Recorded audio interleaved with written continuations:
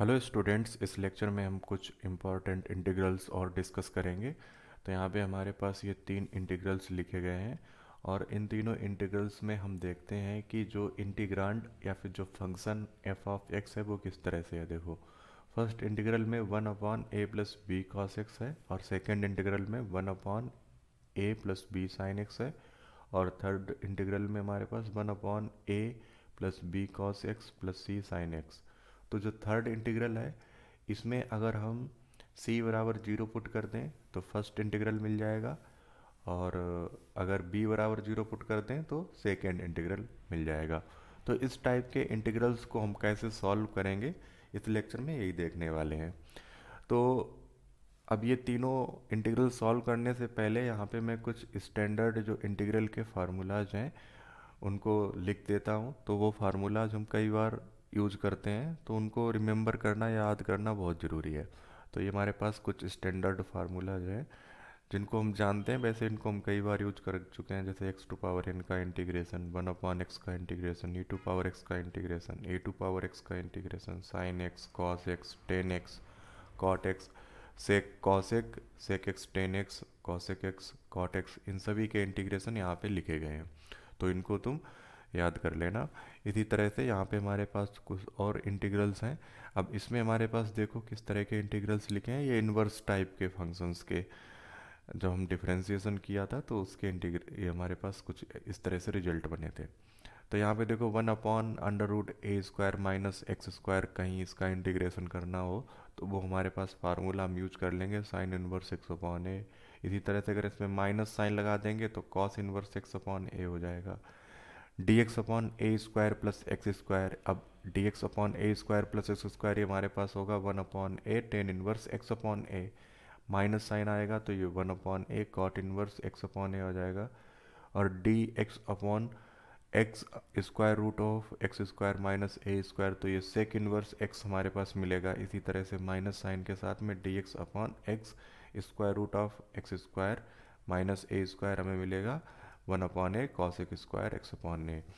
अब यहाँ पे जो हमारे पास इंटीग्रल है उसमें डी एक्स अपॉन ए स्क्वायर माइनस एक्स स्क्वायर है, तो ये हमारे पास इंटीग्रेट होके क्या मिलेगा, one upon two a log a plus x minus upon A minus x.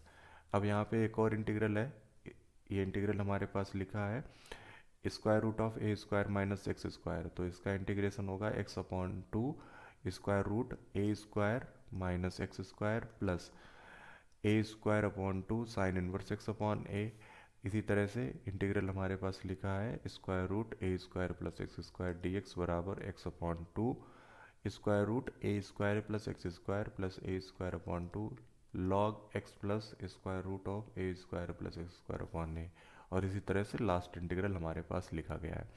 अब यहाँ पे बहुत सारे इंटीग्रल, अगर हम इसमें एक इंटीग्रल याद कर लें तो दूसरा हमें आसानी से मिल जाएगा। जैसे यहाँ पे इस इंटीग्रल को याद कर लिया, अगर माइनस आएगा तो कॉस हो जाएगा। यहाँ पे इस इंटीग्रल को अगर याद कर लिया तो डी एक्स अपॉन ए स्क्वायर प्लस एक्स स्क्वायर, तो ये वन अपॉन ए टेन इनवर्स एक्स अपॉन ए, अगर माइनस का साइन है तो इसको हम one upon a cot inverse x upon A. इसी तरह से इस वाले इंटीग्रल में, इस वाले, तो बहुत सारे इंटीग्रल्स हमारे पास लगभग एक ही पैटर्न पे हैं। अगर हम उनका फार्मूला याद रख लेते हैं तो उसके बाद में जो उससे रिलेटेड इंटीग्रल आएगा तो उसके बारे में भी हम याद कर सकते हैं। अब यहाँ पे हमारे पास जितने भी इंटीग्रल्स लिए गए हैं, जैसे यहाँ पे देखो कोई लिमिट नहीं है, मतलब यहाँ पे लोअर लिमिट और अपर लिमिट हम बोलते हैं तो इंटीग्रल में नहीं है, तो ऐसे सभी इंटीग्रल्स को हम बोलेंगे इनडेफिनिट इंटीग्रल।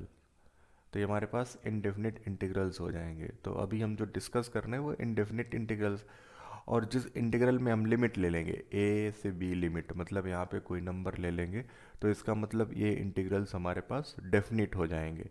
अब डेफिनिट और इनडेफिनिट का मतलब क्या है, जैसे लिमिट लेने का मतलब ये है कि ये कोई फंक्शन है हमारे पास, वो ए और बी में ही डिफाइन है, तो ये हमारे पास एक डेफिनिट रीजन हो गया कि फंक्शन एफ ऑफ एक्स वो इस ए और बी में ही डिफाइन है, इसको इंटीग्रेट कर रहे हैं।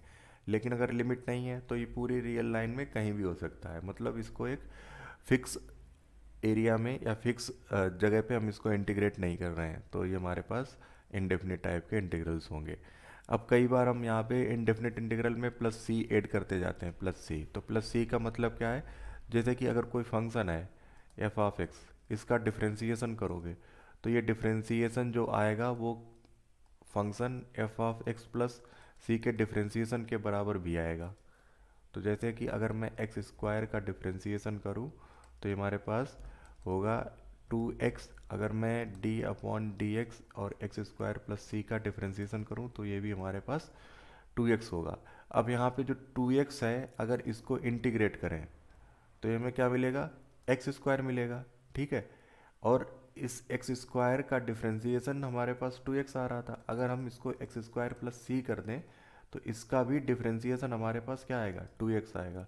तो इसी वजह से हम यहाँ पे एक्स स्क्वायर प्लस, यहाँ पे जब हम ये इंटीग्रेट कर रहे हैं तो प्लस सी का साइन लेके चल रहे हैं। तो यहाँ पे एक्स स्क्वायर इसको लिखें, यहाँ पे एक्स स्क्वायर प्लस सी, दोनों हमारे लिए सही है। सी कांस्टेंट है क्योंकि हमें क्या बताया, डिफरेंशिएशन और इंटीग्रेशन ये दोनों इन्वर्सली है। मतलब अगर किसी फंक्शन का हम डिफरेंशिएशन करें और उसका इंटीग्रेशन कर दें तो हमें फंक्शन वही मिल जाएगा। जैसे कि अगर हम के एक फंक्शन है एफ ऑफ एक्स, तो इसका हमने इंटीग्रेशन किया और डिफरेंशिएशन किया तो ये वैल्यू हमारे पास फंक्शन एफ ऑफ एक्स के बराबर मिल जाएगी।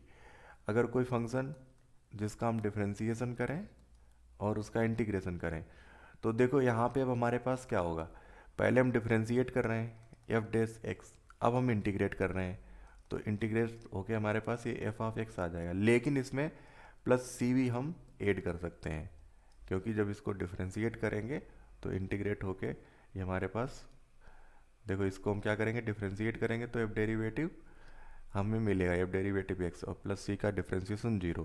तो इस वजह से हम क्या है कि यहाँ पे सी को ऐड कर लेते हैं और सी को नहीं भी ऐड करोगे तो ये फार्मूला गलत नहीं हो जाएगा। ठीक है, तो अब हम जो हमने क्वेश्चन डिफाइन किए हैं उनको सॉल्व कर लेते हैं।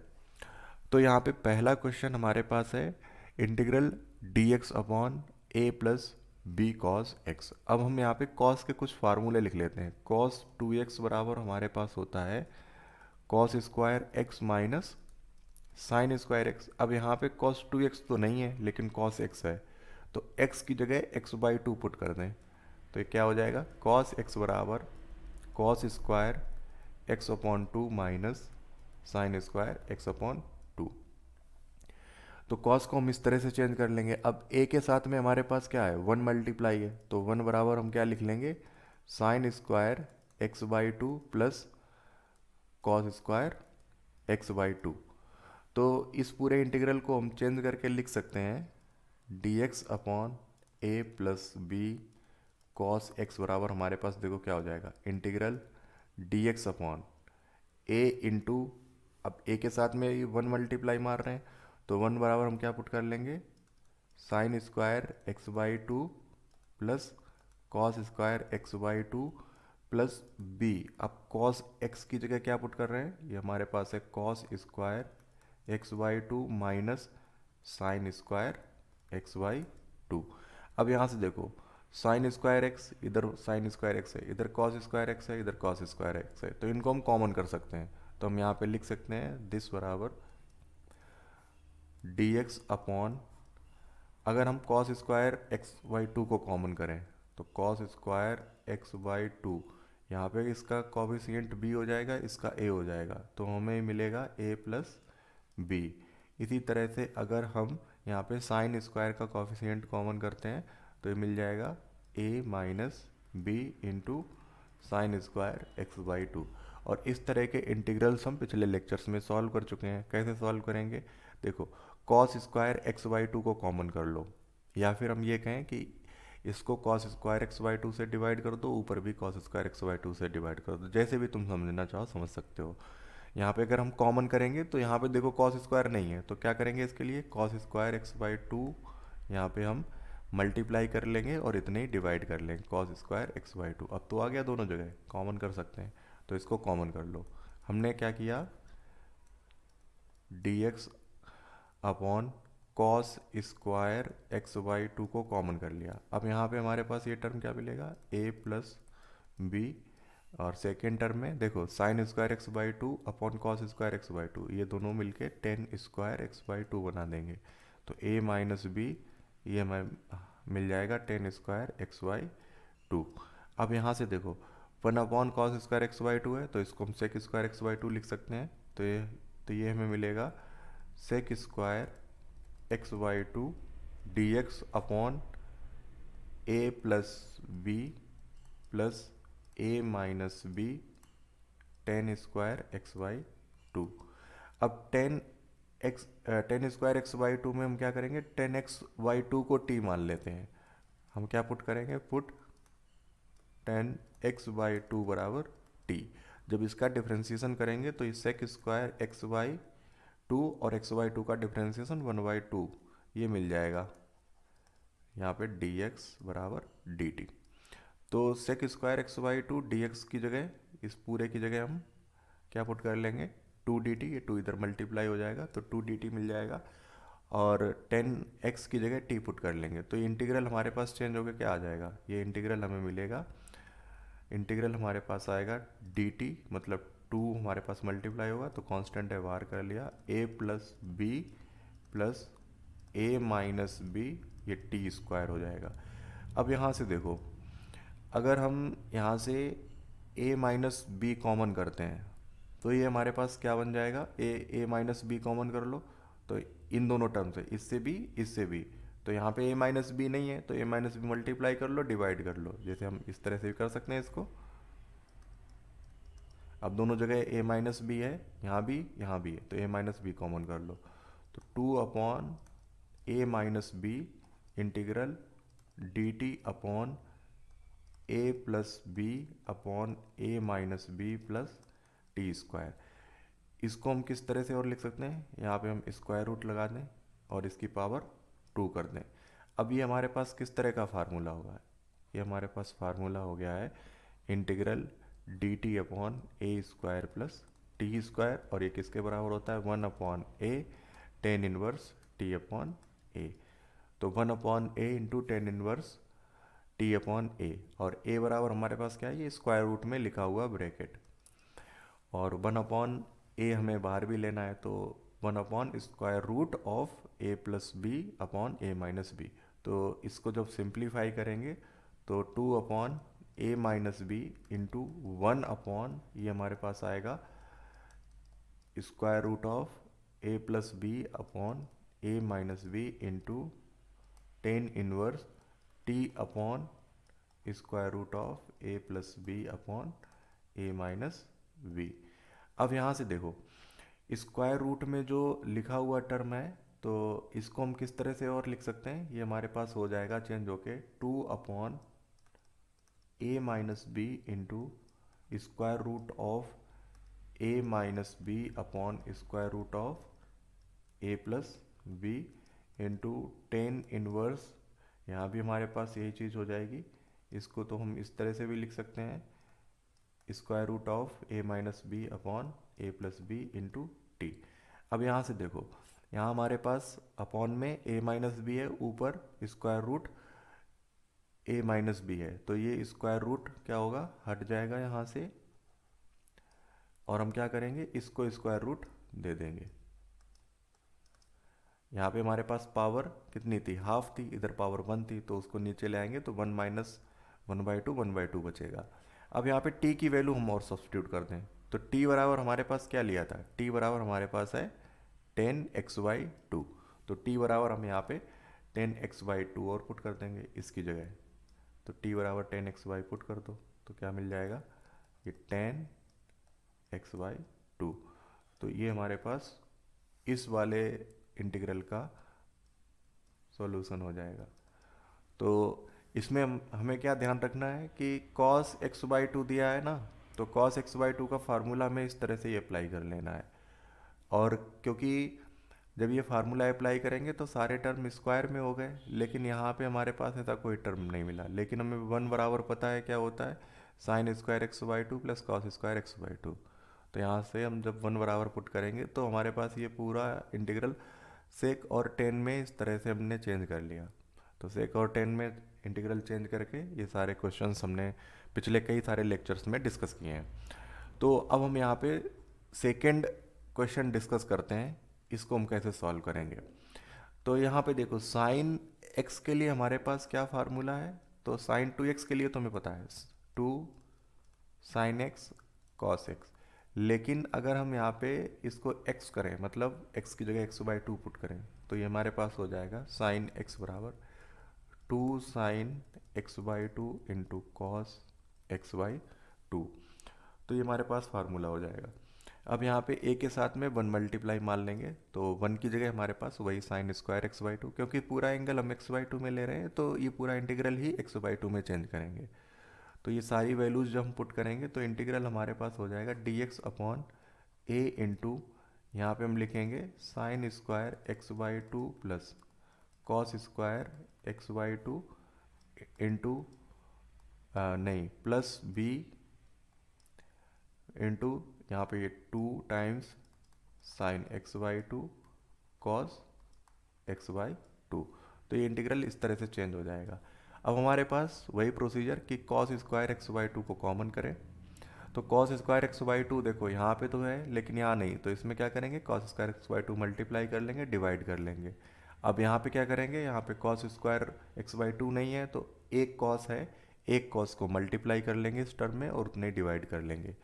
तो यहाँ पे हमारे पास क्या हो जाएगा, जब हम कॉमन करेंगे इंटीग्रल dx अपॉन, यहाँ से हमने क्या कॉस स्क्वायर इन दोनों टर्म से ले रहे हैं कॉमन, तो कॉस स्क्वायर x/2 कॉमन कर लिया। अब यहाँ पे देखो क्या मिलेगा, ये तो हमारे पास टेन स्क्वायर x/2 हो जाएगा, टेन स्क्वायर x/2 प्लस यहाँ से कॉमन हो गया तो ये 1 हो गया, प्लस यहाँ से देखो ये हमें मिलेगा 2b टेन x/2।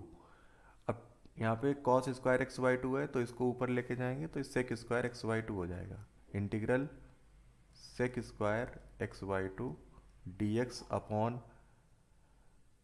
ये हो जाएगा tan square x/2 plus 1 plus 2b tan x/2। अब यहाँ से देखो टेन x/2 को हम t पुट कर लेंगे, टेन x/2 बराबर t। तो जब इसको t पुट करेंगे और इसका डिफ्रेंसिएशन करेंगे तो क्या मिलेगा, 1/2 सेक स्क्वायर x/2 dx बराबर dt। और सेक स्क्वायर x/2 dx को हम क्या पुट कर देंगे इधर ऊपर, 2 dt, ये 2 मल्टीप्लाई है इधर जाएगा तो 2 dt हो जाएगा। अब ये पूरा इंटीग्रल इस तरह से चेंज हो जाएगा, 2 dt अपॉन टेन एक्स की जगह t पुट कर रहे हैं तो T square plus 1 plus 2b t। अब यहाँ पे हमारे पास a और चल रहा था तो a छोड़ दिया, a देखो इसमें मल्टीप्लाई होगा ये फर्स्ट वाले टर्म में, तो इन दोनों जगह a होगा, यहाँ पे भी a होगा और यहाँ पे भी a होगा, यहाँ पे भी a होगा और यहाँ पे भी a होगा। तो इस तरह से a t square plus a plus 2b t। तो अब हमें अपॉन में जो एक्सप्रेशन मिला है अपॉन में, तो इसमें से हम क्या कर रहे हैं कि a को कॉमन कर ले रहे हैं, टी स्क्वायर के साथ में जो कॉफिशिएंट है उसको कॉमन कर लो। तो अभी हम देखेंगे इसको कॉमन करने से क्या फ़ायदा होता है। तो 2/a integral D T upon T square plus 1 plus 2b upon a into t. अब यहाँ पे जो हमारे पास ये टर्म लिखा है T square plus 1 plus 2b T upon ए, तो इसको हम परफेक्ट स्क्वायर में चेंज करने की कोशिश करते हैं। मतलब क्या है, टी के टर्म्स वो परफेक्ट स्क्वायर में हो जाए। किस तरह से, टी प्लस और यहाँ पे कुछ एक टर्म लिखा हो उसका स्क्वायर और प्लस ये कांस्टेंट, तो इस तरह से हम इसको चेंज करने की कोशिश कर रहे हैं। तो ऐसा करने के लिए जो टी का कॉफिशिएंट है, टी का कॉफिशिएंट क्या है, 2b अपॉन ए, तो 2b अपॉन ए का हाफ उसका स्क्वायर हम ऐड करेंगे और उतना ही हम सब्ट्रैक्ट करेंगे। तो 2b अपॉन ए का हाफ क्या हो जाएगा, अपॉन 2 करेंगे तो ये हमें मिलेगा b अपॉन ए, और इसका स्क्वायर तो हमारे पास क्या होगा, T square plus 2b T upon ए। अब इसका स्क्वायर हम यहाँ पे ऐड कर रहे हैं, तो b अपॉन ए का स्क्वायर हमने ऐड किया और b अपॉन ए का स्क्वायर हम माइनस कर लेंगे, 1 माइनस बी स्क्वायर अपॉन ए स्क्वायर, इस तरह से भी लिख सकते हैं, ठीक है इसको। तो इस वाले टर्म को अगर हम देखते हैं तो इस टर्म को हम लिख सकते हैं t प्लस बी अपॉन ए की पावर 2 माइनस, नहीं प्लस होगा, 1 माइनस बी स्क्वायर अपॉन ए स्क्वायर। तो इस टर्म को इस तरह से लिख सकते हैं, देखो ओपन करोगे तो टी स्क्वायर आ जाएगा प्लस बी स्क्वायर अपॉन ए स्क्वायर आ जाएगा प्लस 2 × टी और प्लस 2 × टी × बी अपॉन ए, तो ये मिल जाएगा।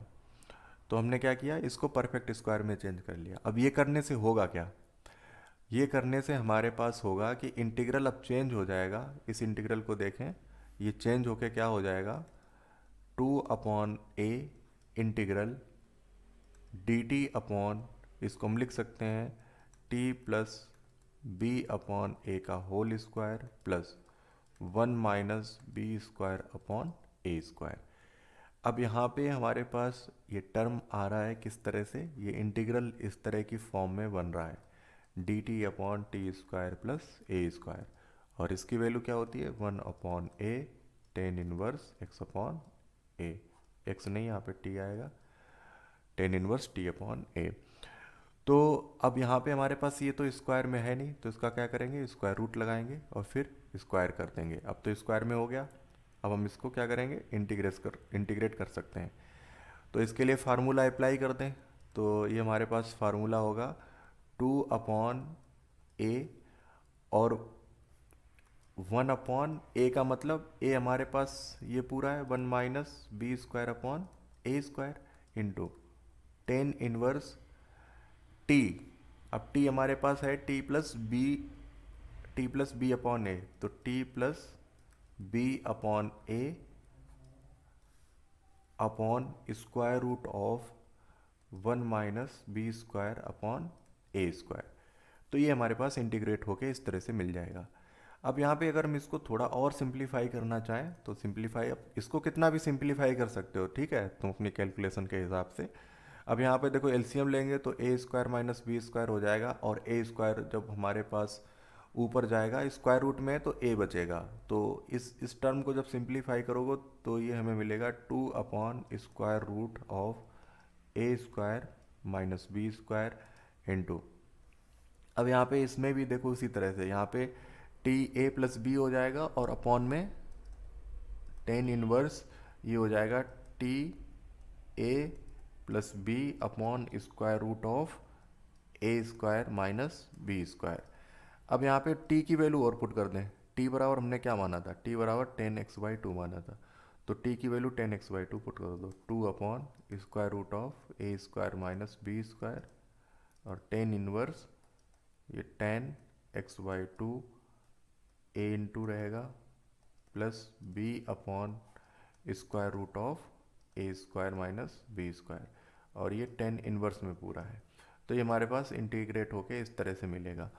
अब यहाँ पे जो लास्ट हमारे पास इंटीग्रल बचा है उसको हम और देख लेते हैं, यहाँ पे इसको सॉल्व करने के लिए क्या किया जाएगा।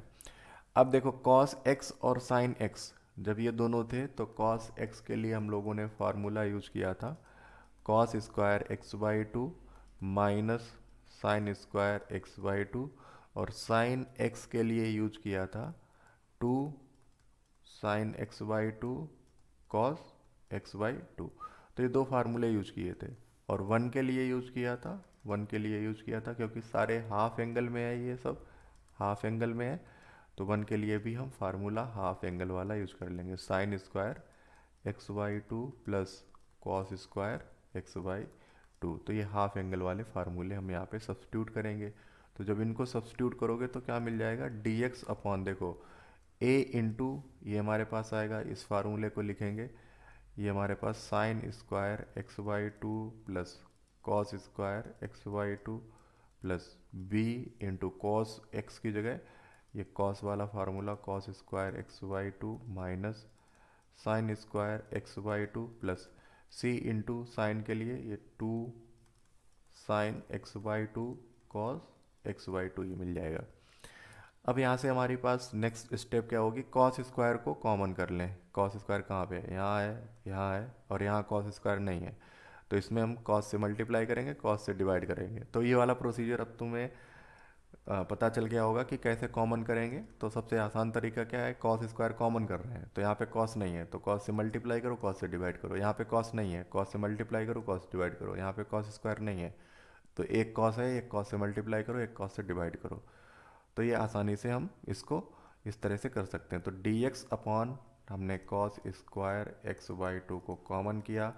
अब यहाँ से हमारे पास देखो क्या मिल रहा है, यहाँ पे a sine square x by two cos square x by two, ये tan square x by two हो जाएगा plus one plus b into यहाँ पे one minus tan square x by two plus two c tan x by two बचेगा।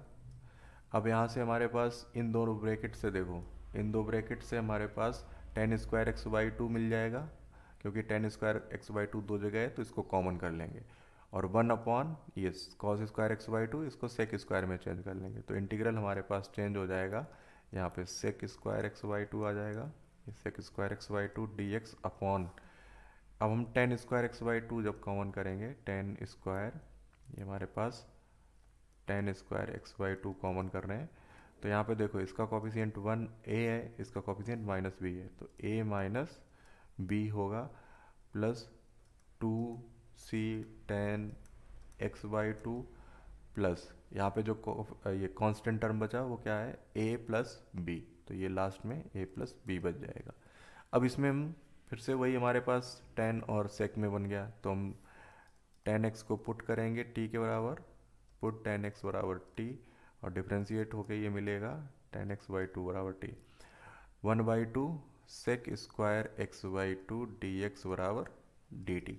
तो ये पूरा इंटीग्रल हमारे पास चेंज हो जाएगा to integral D T upon A minus b t square plus two c t plus a plus v. अब यहाँ से टी स्क्वायर का कॉफिशिएंट ए माइनस बी, इसको बाहर कर लें, तो इसको बाहर करोगे क्या आ जाएगा, two a minus B integral D T upon ये हो जाएगा t square plus two c upon ए minus B into t plus B upon ए माइनस बी। अब इसका परफेक्ट स्क्वायर बना लेंगे, अपॉन में हमारे पास जो टर्म लिखा है। अब परफेक्ट स्क्वायर बनाने के लिए टी का जो कॉफिशिएंट है two c upon b a minus B, तो इसका हाफ, हाफ कितना हो जाएगा, टू सी अपॉन ए माइनस बी, तो इसका हाफ का मतलब अपॉन में टू करेंगे तो टू से to cancel, C upon A minus B, तो सी अपॉन ए माइनस बी इस वाले टर्म में हम इसका स्क्वायर ऐड करेंगे और उतने सब्ट्रैक्ट कर लेंगे, तो ये हमारे पास इस तरह से और चेंज हो जाएगा टू अपॉन ए minus B integral D T upon t plus, जितना हम यहाँ पे ऐड और सब्ट्रैक्ट कर रहे हैं तो टी प्लस वही हमारे पास इसमें स्क्वायर के अंदर आ जाता है, तो टी प्लस सी अपॉन ए माइनस बी का स्क्वायर। अब हमने ये इसमें ऐड कर दिया है तो इसको घटा दें, तो प्लस ए माइनस नहीं ए प्लस बी अपॉन ए माइनस बी माइनस सी स्क्वायर अपॉन ए स्क्वायर माइनस बी स्क्वायर, तो ये हमारे पास यहाँ पे आ गया। अब ये हमारे पास देखो ये तो कांस्टेंट टर्म है और यहाँ पे ये टी के साथ में है, तो ये फिर यहाँ पे हम टेन इनवर्स का फार्मूला अप्लाई करके इसको सॉल्व कर लेंगे। तो इस तरह के इंटीग्रल्स में हमारे पास प्रोसीजर क्या रहेगा कि कॉस को जो चेंज करेंगे और साइन को चेंज करेंगे, वो ये फार्मूले हम यूज करेंगे हमेशा, इसको कॉस के लिए, इसको साइन के लिए। अगर कहीं पे कांस्टेंट या वन या ए इस तरह से मल्टीप्लाई है ना, तो उसकी जगह हम इस वाले फार्मूले को पुट कर लेंगे। तो ये हमारे पास देखो कुछ इंटीग्रल्स हैं, इनको हमें सॉल्व करना है। तो पहला वाला इंटीग्रल यहाँ पे हमारे पास दिया गया है D x upon five plus four cos x. तो यहाँ पे तीनों इंटीग्रल्स हमारे पास, यहाँ पे जो पहला दूसरा तीसरा ये चार इंटीग्रल्स, इसमें हमने एफ ऑफ एक्स वो तीनों चारों जगह इक्वल लिया, सेम लिया है, one upon five plus four cos x. ये हमारे पास इनडेफिनिट इंटीग्रल है और ये दो डेफिनिट इंटीग्रल है, ये भी डेफिनिट इंटीग्रल है। तो इनको सॉल्व करने के लिए जो हमने मेथड बताए हैं उन्हीं को अप्लाई कर लो। अब जैसे पहला वाला क्वेश्चन हम अगर देखते हैं यहाँ पे, इसमें क्या लिखा है, D x upon five plus four cos x, तो कॉस एक्स आ गया। अब कॉस एक्स का फार्मूला हमारे पास क्या है, इसको अप्लाई करना पड़ेगा, cos square x by to minus sign square x by two, और यहाँ पे वन का फार्मूला भी पुट करना पड़ेगा, तो ये हमारे पास हो जाएगा वन बराबर sign square x by two, ये हमारे पास आएगा sign square x by two plus cos square x by two. अब ये वैल्यू यहाँ पे सब्स्टिट्यूट करते हैं, तो इससे हमारे पास ये इंटीग्रल किस तरह से चेंज हो जाएगा, डी एक्स अपॉन, यहाँ पे देखो 5 है इसके साथ, तो ये sign square x by two plus cos square x by two plus 4 है यहाँ पे, तो कॉस एक्स की जगह cos square x by to minus sign square x by two. अब यहाँ से हम अगर सिंप्लीफाई करते हैं तो यहाँ पे तो हमारे पास ए और बी नहीं है, नंबर है 5। अब यहाँ पे देखो ये 5 sign square x by two है और इधर माइनस का 4, तो कितना बचेगा, इंटीग्रल डी एक्स अपॉन सिर्फ एक sign square x by two बचेगा। यहाँ पे 5 sign square x by two है, इधर माइनस का 4, लेकिन कॉस हमारे पास ये 9 बचेगा, 9 cos square x by two, cause हमारे पास 9 बचेगा। अब यहाँ से हमें cos square x by two common करना है, तो cos square x by two common करेंगे तो हमें क्या मिलेगा, तो ऊपर sec square x by two आ जाएगा। जब ये कॉमन करेंगे फिर हमारे पास 1 upon cos square x by two sec square x by two हो जाएगा, ये 10 हो जाएगा, 10 square x by two plus ये 9 है। अब यहाँ पे 10x को टी पुट करेंगे, देखो पुट 10x बराबर नहीं 10x बाई टू बराबर टी, तो इसको डिफ्रेंशिएट करेंगे तो क्या मिल जाएगा, 1 upon two sec square x by two D x बराबर डी टी। अब यहाँ पे sec square D x sec square x by two D x को टू डी टी पुट कर लेंगे और 10x बाई टू को टी, तो ये हमारे पास हो जाएगा 2 इंटू डी टी अपॉन, यहाँ पे इसको टी पुट कर रहे हैं तो टी स्क्वायर प्लस 9। इसको हम 9 को किस तरह से लिख सकते हैं, 3 स्क्वायर। तो अब इसका इंटीग्रेशन हमें पता है, तो क्या इंटीग्रेशन होता है 1 अपॉन ए, मतलब ए की जगह 3 है तो यहाँ पे 3 पुट करेंगे, 2 अपॉन 3 10 इनवर्स। अब ये हमारे पास क्या है, टी अपॉन 3 हो जाएगा, टी अपॉन 3। तो टी बराबर हमने क्या लिया, टी बराबर हमारे पास है, टी बराबर हमारे पास है 10x बाई टू, तो टी की वैल्यू पुट कर दो, 2 upon 3 10 inverse 1 upon 3 10x by two. अब यहाँ पे अगर हमें इस लिमिट के साथ इसको कैलकुलेट करना पड़ता 0 टू, ये तो वैल्यू हमारे पास किसकी आई है, इस वाले इंटीग्रल की, अगर हमें यहाँ पे लिमिट लगानी पड़ती, मतलब 0 to pi by two D x upon 5 plus 4 cos x, तो ये हमारे पास होता है, इसकी लिमिट हम ले लेते, ये इंटीग्रेट होके आ गया 2 अपॉन 3, तो ये कांस्टेंट है बाहर रखो इसे, 2 upon 3 10 inverse 1 upon 3 10x by two, limit है हमारे पास 0 टू पाई बाई टू, तो पाई बाई टू यहाँ पे पुट करो, तो 2 अपॉन 3, देखो पाई बाई टू जब पुट करेंगे तो ये हमारे पास हो जाएगा 10 इनवर्स 1 अपॉन टू, अब 10 पाई बाई 4 हो जाएगा। अब 10 पाई बाई 4 की वैल्यू क्या होती है, 1 होती है, माइनस, जब यहाँ पे हम जीरो लोअर लिमिट पुट करेंगे 0, तो ये पूरा 0 हो जाएगा, 10 इनवर्स 0, 10 इनवर्स 0, 0 ये 0 हो जाएगा, तो 2 अपॉन 3 10 इनवर्स 1 अपॉन 3 के बराबर ये वैल्यू मिल जाएगी। तो इस तरह से हम लिमिट के लिए भी इंटीग्रेट कर लेंगे। अगर हम यहाँ पे इनडेफिनेट इंटीग्रल पहले तो सॉल्व करेंगे, इसके बाद में जो लिमिट है वो लिमिट अप्लाई कर देंगे। बाकी बचे हुए क्वेश्चन जनरल हमने प्रोसीजर देख लिया है, अब ये जो बचे हुए क्वेश्चन इनको हम आसानी से सॉल्व कर सकते हैं। अब लेक्चर में इतना ही, ओके, थैंक यू।